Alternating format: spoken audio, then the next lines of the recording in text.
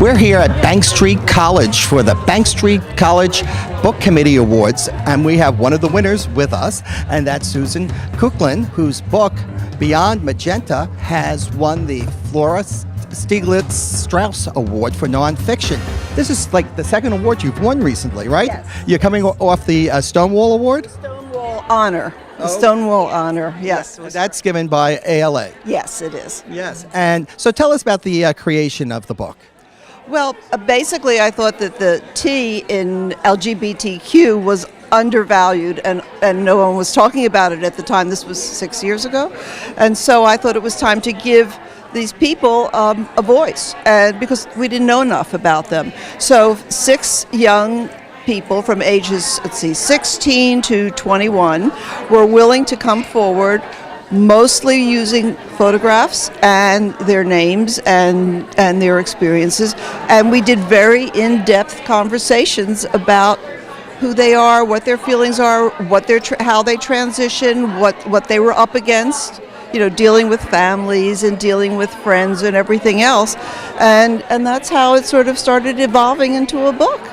And the book is published by Candlewick. Yes, it is. Yes, And you're up, besides this award and the Stonewall Award, you're up for 2 other awards, right? Yes, one is the Lambda Literary Award, which is a great honor to be a finalist in that.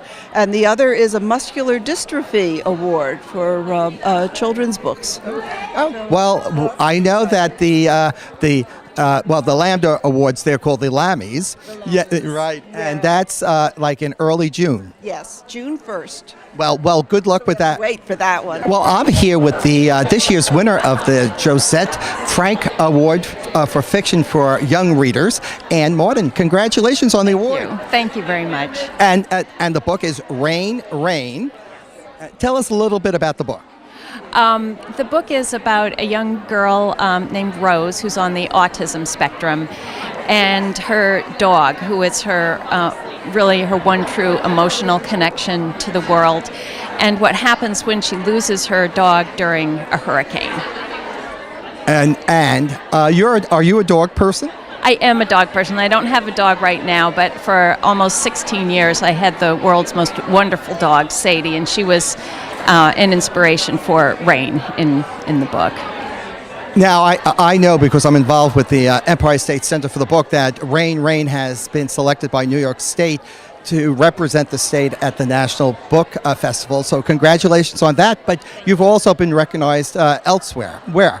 Yes, the NCTE Charlotte Huck Award and also the Schneider Family Award, and I think it's an ALA notable book also. So it's very exciting, and I'm very grateful.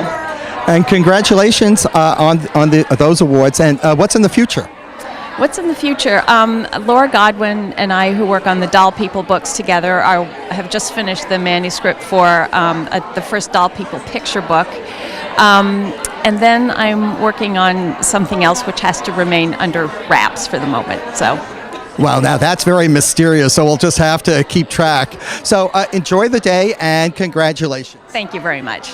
We're here with Jenny Brown. She's the director of the Bank Street Center for Children's Literature, and the awards today are given by a book committee. So tell us about that committee.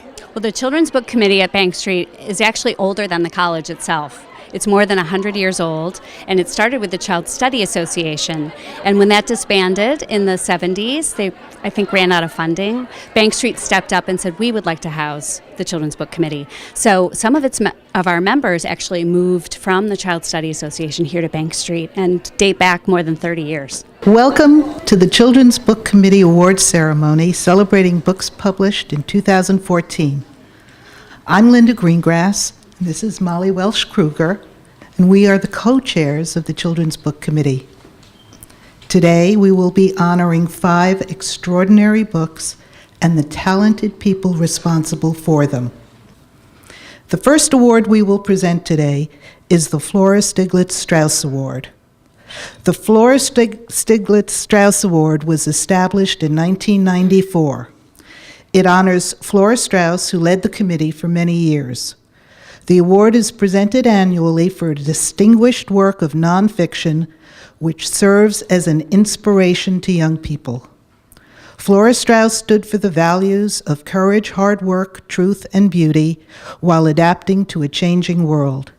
She believed that books about varying cultures enrich and help all children in their growth. She championed diverse opinions and points of view. She was a person of high principles, unfailing courtesy, and deep understanding, and was an inspiration to all who had the privilege of knowing her. And our winner and its blurb, Beyond Magenta, Transgender Teens Speak Out, written and photographed by Susan Kuklin, edited by Hilary Van Nusen. It's put out by Candlewick Press, and the blurb reads, 6 transgender youth speak of the social and familiar problems they face and their deep need to be who they are. Photographs show changes in how these teens present to the world. And we invite Susan Kuklin to come and receive her award.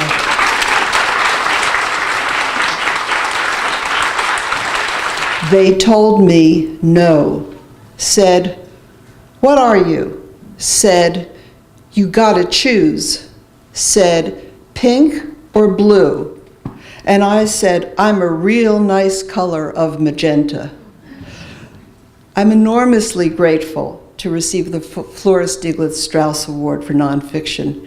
For many years, I've sat in this audience during the award ceremonies, admiring the dedication and care the Children's Book Committee takes when dealing with so massive amount of books and doing such critical reading. Thank you all for your faith in my little book and for the great honor. It's also humbling to be linked to so extraordinary a woman as Flora Stieglitz Straus. And the fact that she was the niece of one of my all-time favorite photographers, Alfred Stieglitz, is completely awesome. So, we in this room live privileged lives. We're not hungry, we're relatively safe and healthy. Literature and art and music are part of our lives. And we also have innovative technology to bring these gifts right into our homes. Innovation, creativity, and development come from the mind, but the ideas behind them often come from the heart. The publication of this book is but one example.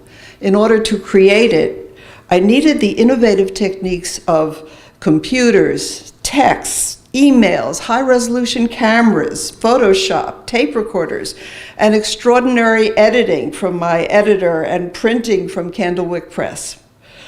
But first and foremost came the idea, and that came from the heart. There were no technology needed at all. In spite of these privileges, I believe, as the law professor and humanitarian Brian Stevenson believes, that our identity is at risk. He says that society needs to pay attention to the marginalized, to the bullied, to poverty, to suffering, to exclusion, to unfairness, and to injustice. This part of identity is more challenging and is tougher. It will definitely get to you. 6 years ago, it occurred to me that the T in LGBTQ was underreported and undervalued. And yet people who fell under the transgender umbrella were bullied, beaten, and rejected. Some were laughed at. Others were murdered. The suicide rate was high for so small a group. Since most of my books have to do with freedom of expression, human rights, civil rights, and the arts, I thought it essential to learn more about them. And what I quickly learned was them are us. As I got to know Jesse, Christina, Mariah, Cameron, Nat, and Luke, the 6 brave, insightful, vulnerable young people who share their stories in Beyond Magenta, I saw many more commonalities than I did differences. In my view, what makes them different from others, from us, was their willingness to speak out honestly and boldly about private matters so that others in similar situations would not feel alone. Hear Mariah. I want people to know what I went through. I want people going through the same thing to know they are not alone. Transition? Everybody goes through one kind of transition or another. We go through transitions every day, except mine may be a little more extreme. I'm not at the end of my transition, I'm barely at the beginning. These young adults spoke out because they wanted other people, cis people, to learn and to question respectfully. And they spoke out because they wanted their identities acknowledged. They would not allow them to be invisible. Nat says, when the doctors confirmed that I was intersex, I thought, wow, I'm a whole other gender. It proved what I was feeling all along.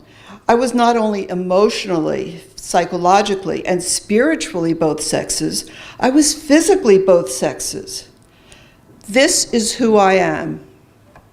In this too often ugly and challenged world, those 6 people gave me hope. They reveal something beautiful in the human spirit. Now, since my process in writing nonfiction is a little bit different than my colleagues and other authors, Jenny asked me to speak a little bit about how Beyond Magenta transitioned. So my primary sources were right in front of me. I wasn't in a library. I was writing and photographing, and as they talked to me. To find most of the teens, I worked with the Callan Lord Community Health Center here in New York. They have a program called HOT, Health Outreach to Teens. It's something everyone should know about. I'm amazed at the kind of work they're doing. It's just wonderful. And together, the people at HOT and I came up with a plan, finding the youths without compromising the relationship between client and medical caregiver. To ensure diversity, we planned in advance exactly which clients to approach so that no one was pressured and no one was rejected. Luke, the young actor-poet who came from the Proud Theater in Madison, Wisconsin, another very innovative program. There were hours and hours of taped conversations. During this time, tears flowed from both of us, but we also burst into hysterical laughter and ironic, goofy humor. I never heard so many jokes about vaginas, boobs, and penises. Never. In the end, though, the tapes were generally a total mess. It was like a mishmash of experiences and munching of food and slurping of drinks and laughter, so much laughter. These tapes needed to be shaped into coherent narratives that clearly emphasize the person's voice. After all, books are about good stories, and this one had to be crafted in a way that blended storytelling with truth. Unlike fiction, which has infinite possibilities, nonfiction is finite. The writer must work within the confines of facts. Facts. It's like a sonnet with a strict rhyme scheme and structure. Though Beyond Magenta had to be true to the person's voice, it also had to be written creatively, with a beginning, a middle, an end, with highs and lows, with arcs and cliffhangers, and heart, always with heart. Storytelling and truth. Oy vey. Once home, I transcribed everything myself. It was my way of getting their voices in my bones. Draft 1 consisted of relevant material and an outline of the person's life. Details, please. I need lots of details.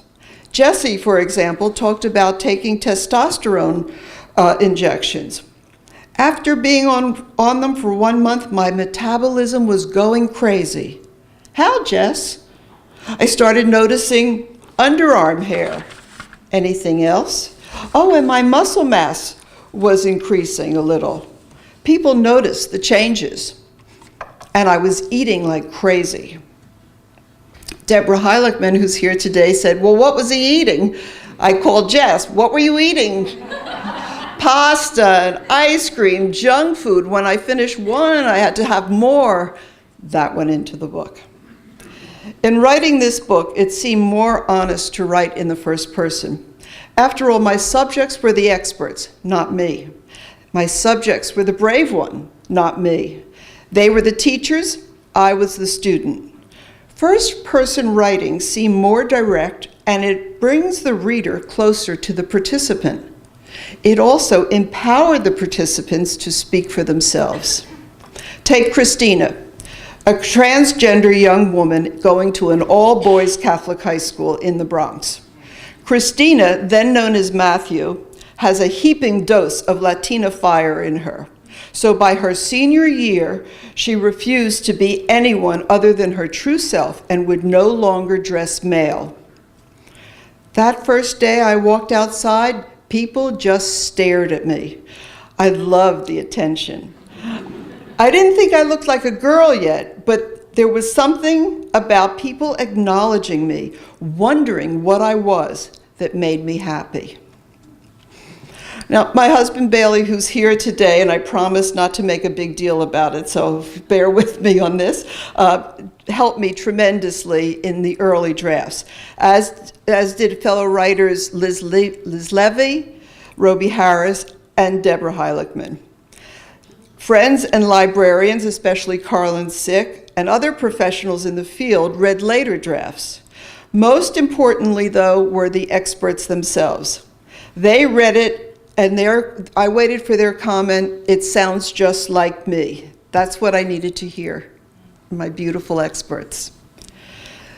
Because each individual chapter is distinct, like the person it represents, it was necessary to do something visually different in each chapter. Rather than simply being informational, the photographs needed to be organic representations of the person in the book. And with the exception of Nat, they cried out for color. YA nonfiction illustration is traditionally black and white. And I forgot to mention the need for color till I sent in the book to Hilary Van Dusen. Fortunately, Candlewick Press and the remarkable Hilary, who is a very gutsy editor, took content and creativity over cost and supported this effort 100%. Thank you, dear Candlewick family, for transitioning into color. Luke, the young actor whose poem began this talk, says in part, but somewhere there's this scared young woman in a black dress on a claustrophobic staircase, bleeding because that safety razor wasn't all that safe after all. Backstage and illuminated by a blue ghost light, and she finally dares to look you in the eye. Thank you. The Claudia Lewis Award, given for the first time in 1998, honors the late Claudia Lewis, distinguished children's book expert and longtime member of the Bank Street College faculty and the Children's Book Committee. She conveyed her love and understanding of poetry with humor and grace. The award is given for the best poetry book or books of the year. And for older readers, this award goes to Brown Girl Dreaming by Jacqueline Woodson, edited by Nancy Paulsen, published by Nancy Paulsen Books at Penguin. And our blurb. Through a series of poems, the author Jacqueline Woodson tells the story of growing up in Ohio, South Carolina, and New York during the turbulent civil rights era, and of becoming a writer. Nancy Paulsen, Jacqueline Woodson's editor, will be accepting on her behalf.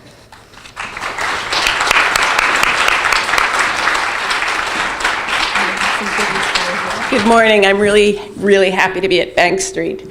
So I have a few words from Jacqueline for you all. She says, so this morning, instead of being here in New York accepting this award, I'm on a plane heading to Tucson to present with Marilyn Nelson and Catherine Patterson, two writers whose work has changed me and changed the world. I'm looking forward to talking memoir with them, but at the same time, it's one of those rare times I wish there were two of me. I know the room is filled with friends and people who have supported my work and loved my writing for many years. For this, I'm thankful to you. And I know the spirit of Claudia Lewis is in the room, an educator who also wrote poems about her childhood. I'm grateful to her and to the committee for choosing Brown Girl Dreaming, a book that I like to think is filled with the crazy poetry of my amazingly ordinary life, and whose life isn't at once ordinary and amazing. My hope is that with this book, young readers and all readers can see the beauty of their journeys through the world, can talk to their elders, understand the grace of those who came before them, continue to walk beside us, and give us strength to keep on moving. When I was first writing Brown Girl Dreaming, I had so many doubts, thinking this was a book no one would want to read because it is felt so deeply personal. But alas, who hasn't lived some part of the story? So because it's now in the world, and because my editor kept the faith and made me do a lot of rewriting, there's a lot of exclamation points there. I think she numbered the drafts. I think there were 31. I thank you, Nancy, for both reading this speech and also for reading so many ding-dang drafts of this book. I hope it's an awesome morning. Know that I am with you in spirit, and in the next few hours, I'll be a whole lot warmer than you. Thank you, thank you, thank you. And for younger readers, Winter Bees and Other Poems of the Cold by Joyce Sidman, illustrated by Rick Allen, edited by Ann Ryder. Put out by Houghton, Mifflin, and Harcourt, BFYR, and our blurb reads, poems evoke the season as plants and animals respond to the cold. Hand-painted, digitalized, layered lineam cuts show nature's beauty. Vocabulary-rich information appears in sidebars. Glossary. Ann Dye from Houghton Mifflin Harcourt will be accepting on behalf of Joyce today. Thank you. Thank you for being here. All right, so these are Joyce's words. I wish I could be with you today at the Bank Street College of Education, one of my favorite places to visit. I'd hoped to be able to come, but instead will be visiting students in a classroom in Minnesota and talking up winter bees. The Claudia Lewis Poetry Award is very special to me because it is not solely based on literary merit, but also on a book's relevance to the lives of young people. We authors write to delight the child inside of us, but we always wonder if other children will be delighted as well. We are never sure if our words will resonate. To me, this award is a stamp of approval from those who truly understand children. So thank you from the bottom of my heart to Bank Street and the Children's Book Committee. I live in Minnesota, which makes me exceptionally qualified to write a book of poetry about winter, although you New Yorkers have had quite a run this year. Winter infuses our daily life here for almost half the year. Even in summer, we are thinking about the inevitability of winter, which makes us frolic all the more frantically. Truthfully, though, we love winter. Its clarity, its coziness, its bright snowy glare, its deep sparkly nights. In Minnesota, we humans have grocery stores and reliable central heating. But what I wondered one day about all the creatures hidden in the snowy woods who have neither of these things. How do they weather such cold and scarcity? This was the central question of winter bees, and one I investigated at great length. My research led me to such marvels as the subnivean zone, a place of shelter for small rodents between frozen ground and snow cover. It led me to the unlikely hunting partnership of ravens and wolves, to the amazing mass hibernation of garter snakes, and to the chemical heat of skunk cabbage as it burns up through the snow in spring. Did you know that chickadees, those tiny little furnaces of fluff, snuggle down at night with a seed snack they gobble upon waking, just so they will have the energy to fly in the chilly dawn? Or that bees remain alive all winter, hidden away in a football-sized mass with the queen at the heart. Or that trees actually form spring buds in the autumn and protect them all winter with a special armor. Who could not be fascinated by all these remarkable facts? And yet my favorite part of researching this book was rambling out into the snow with my trusty dog, Watson. Together we explored the frozen tops of beaver lodges, imagining beaver families nestling and gnawing below. Well, I imagined them. Watson just sniffed and dug. We followed the neat tracks of foxes and listened for the tundra swan's warbling call. We saw below winter's icy surface to the flurry of activity beneath. I tried to put all of the magic of winter into my poems and squeeze the marvelous facts into my nonfiction notes. Probably the most challenging spread was that of the snowflake. It took me a long time to capture a snowflake's voice until I thought about what it would be like to jump, weightless, from a cloud and turn into something perfectly symmetrically beautiful. Writing the nonfiction note, though, was probably the most difficult thing that I have ever done. The scientific process behind the formation of snow crystals involves molecular structure, chaos theory, atmospheric phenomena, and the physics of matter, all extremely difficult to fit into just one paragraph. Rick Allen brought these beautiful and complicated subjects to life with his astounding lino cuts and a luscious winter palette.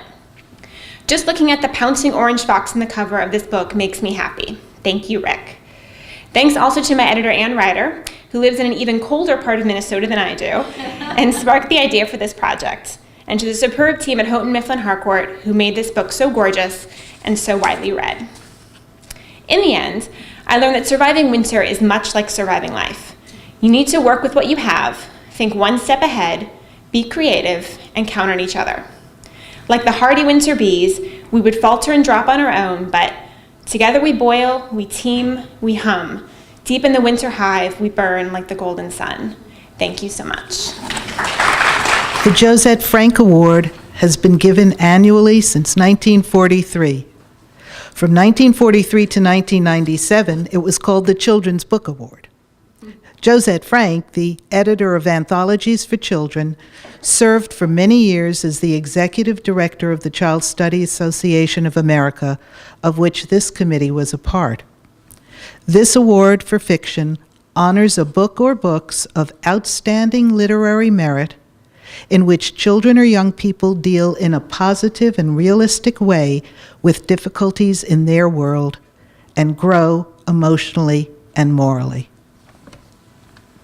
And for older readers, the award goes to I Give You the Sun by Jandy Nelson, edited by Jessica Garrison, put out by Dial BFYR at Penguin. And the blurb?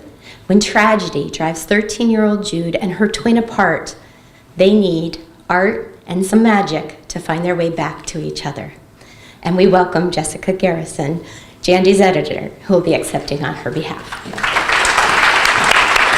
Thank you. Jandy sent along some words and asked me to read them on her behalf. I can't tell you how thrilled I am to receive the Josette Frank Award and how sad I am not to be able to thank you in person today for this tremendous honor. But in lieu of being there, I'm trusting these words to my partner in literary crime, my brilliant editor, Jess, who better have just read the word brilliant. I'll be checking Jess. I told Jandy that I read this last night on the subway, red-faced, being like, oh, I'm gonna have to not deflect.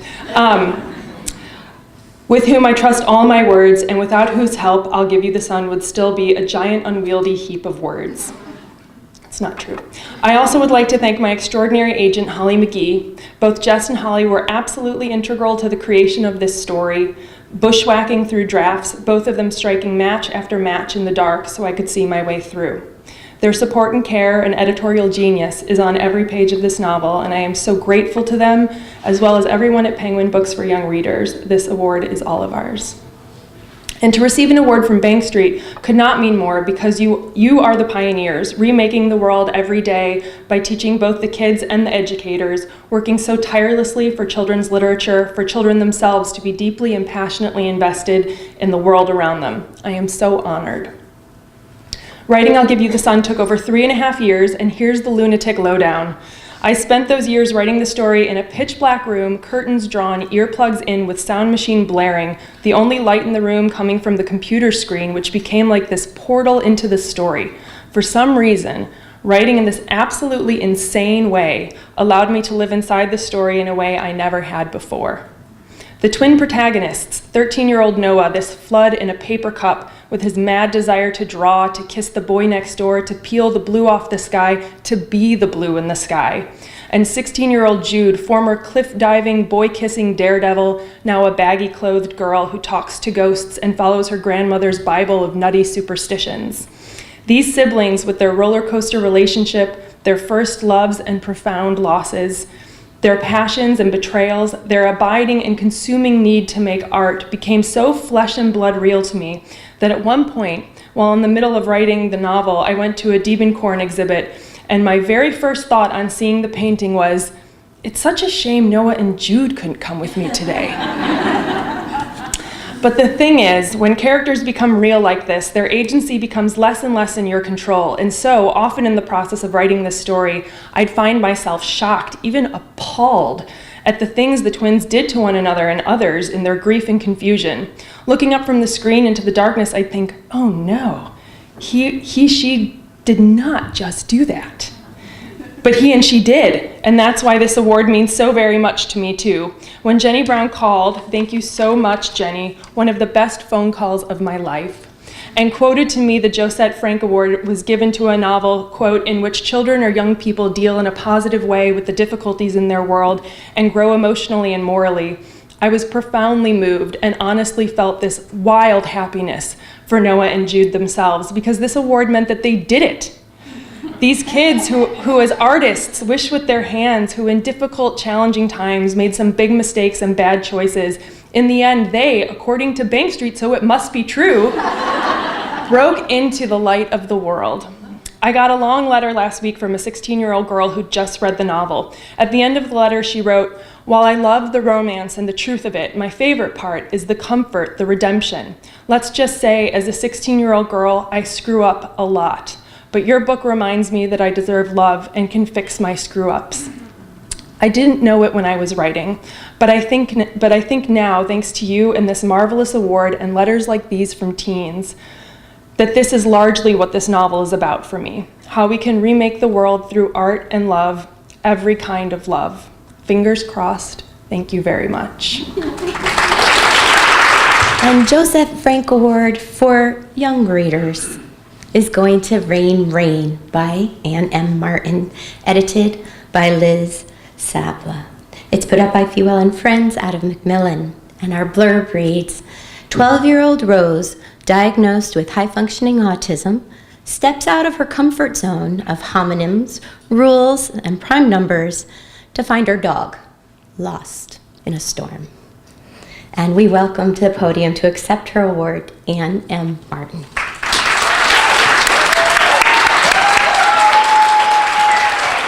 Thank you.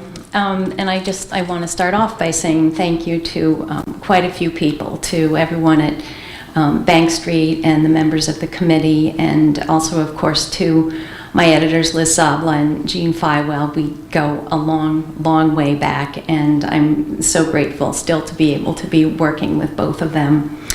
And also, of course, thank you to the Feiwel and Friends family, and to the children and staff at the Center for Spectrum Services in Kingston, New York. I live in Ulster County, and the Center for Spectrum Services, which is nearby me in Kingston, serves children on the autism spectrum, and it's an amazing school that went from their beginnings in, I think, a church basement in Woodstock, and now have their own dedicated school in Kingston.